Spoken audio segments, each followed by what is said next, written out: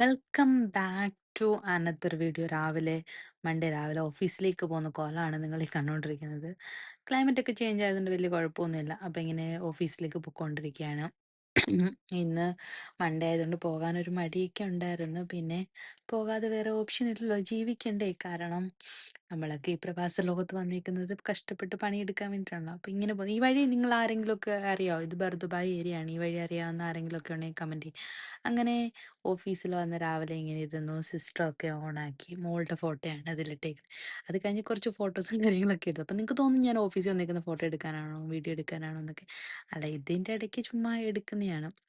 പിന്നെ അങ്ങനെ ഓഫീസിലിരുന്ന് കുറച്ച് പണികളൊക്കെ ചെയ്തുകൊണ്ടിരിക്കുന്നതാണ് നിങ്ങൾ കണ്ടുകൊണ്ട്. ഇതിൻ്റെ ഇടയ്ക്ക് എന്തോ സാധനം തട്ടി എൻ്റെ കയ്യിൽ വീണിട്ട് പിന്നെ ഞാൻ അത് പോയി കഴുകുകയൊക്കെ ചെയ്തു.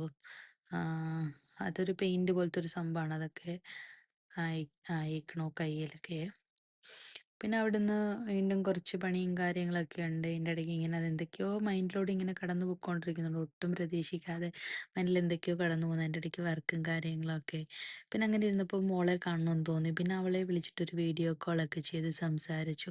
അങ്ങനെ ഇരിക്കുമ്പോൾ എനിക്ക് എൻ്റെ ഫേവറേറ്റ് മാച്ച ബബിൾ ടീ കുടിക്കണമെന്ന് തോന്നി. അപ്പോൾ പിന്നെ അത് ഓർഡർ ചെയ്ത് എന്തെങ്കിലുമൊക്കെ ആഗ്രഹം തോന്നുമ്പോൾ നമ്മളതങ്ങ് സഫലമാക്കണമല്ലോ ആക്ച്വലി. അങ്ങനെ ബബിൾ ടീ ഓർഡർ ചെയ്ത്, മാച്ച എൻ്റെ ഫേവറേറ്റ് ആണ്.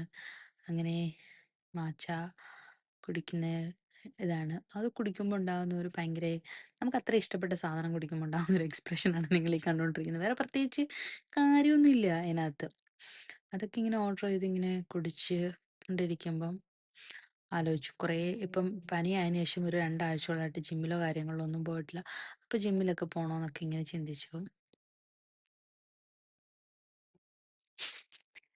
പിന്നെ ഇത് എന്താ പറയുക, ഓഫീസൊക്കെ കഴിഞ്ഞിട്ട് വൈകുന്നേരം വീട്ടിലേക്ക് പോകുന്നൊരു സമയമാണിത്.